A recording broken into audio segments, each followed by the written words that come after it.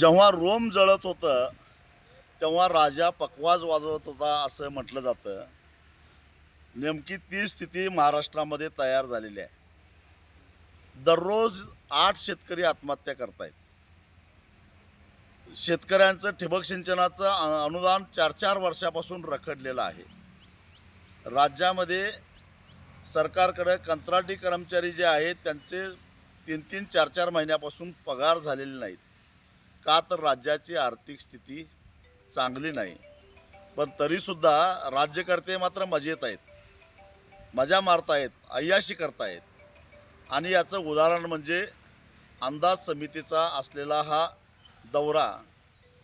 या अंदाज समितीच्या सदस्यांना देण्यासाठी म्हणून 1,85,00,000 रुपये धुळ्याच्या रेस्ट हाऊसमध्ये जमा झालेले होते.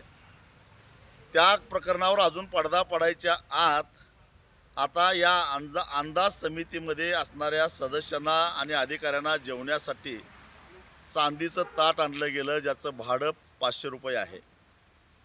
आणि त्यातलं जेवण जवळपास 4,500 रुपयाचं आहे. म्हणजे एका सदस्याला 5-5 हजार रुपयाचं शाही जेवण. इकडं 30,000 रुपयासाठी शेतकरी आत्महत्या करतायत. अरे जरा लाजा वाटून देत, शरम वाटली पाहिजे.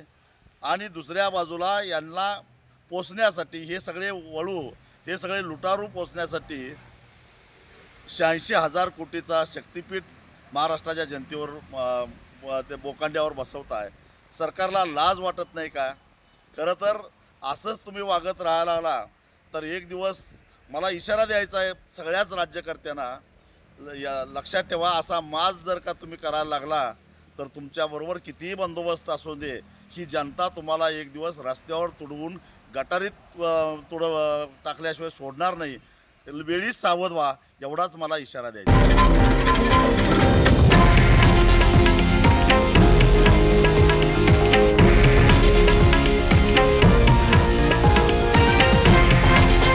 हे आहे देशातील नंबर 1 न्यूज नेटवर्क आणि आपण पाहत आहात TV9 मराठी, एकमेव.